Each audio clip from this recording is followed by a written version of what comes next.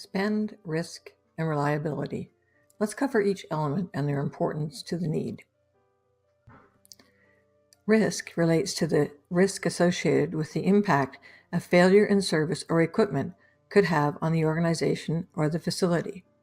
These range from inconvenient to catastrophic. The questions to be answered are: would a failure create a shutdown in the local system? Could a failure create a company shutdown? Could a failure cause harm to company personnel, contractors, or the population at large? These questions are only high-level examples.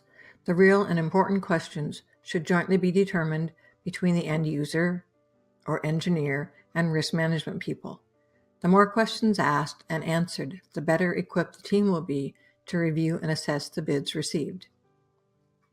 Additionally, having the questions asked and answered during the RFP process will also help to ensure that the risk is addressed in the RFP. These risks can then be used to assign a numerical value for the overall risk associated with the solution. They are also appropriate items for vendors to respond to in their proposals and can become a line item for the analysis. This weighted point evaluation method has been used for over 50 years, and the fact that it has survived for so long is a testament to its usefulness. Therefore, using it to assess the risks posed or avoided by the RFP is fair and appropriate, and while the process has become automated over time, the results remain the same.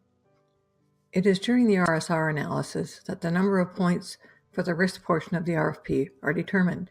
How many points out of the 100 points available should be assigned to risk? Going deeper and using the total points assigned for risk is how those points are distributed to each of the various factors or criteria of concern in the RFP. It is during the bid analysis that each vendor is then rated on each of the criteria and the number value assigned. But remember, this is just part of the test, and it is done after the proposals have been received. There are some who would disagree with this tactic, saying that it provides the vendors the opportunity to charge more when listed in the RFP. I would say that it's better to have any and all associated items spelled out and priced out accordingly. This then provides the engineer with the option to decide what the real costs are to get to the solution. It is better to know up front than to find out after the bid's closed and you are in negotiations. These factors only tell a portion of the story. Remember, this is not a bid analysis. The RSR is what will help you prepare your bid package in a manner that when the proposals are received, they will be in a format that allows them to be analyzed correctly. And by correctly, I mean with a focus on what the most important aspects of the request are. So if risk is the concern, either avoiding it or removing it, then this area should have the highest point value. Having said that, though, I don't want you to confuse risk with the technical aspects of the request.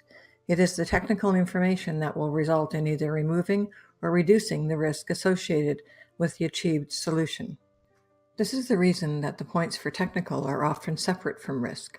Although because the questions or line items assigned to risk are often technical in nature, it is most common to include both technical needs and risk issues in the assigned points.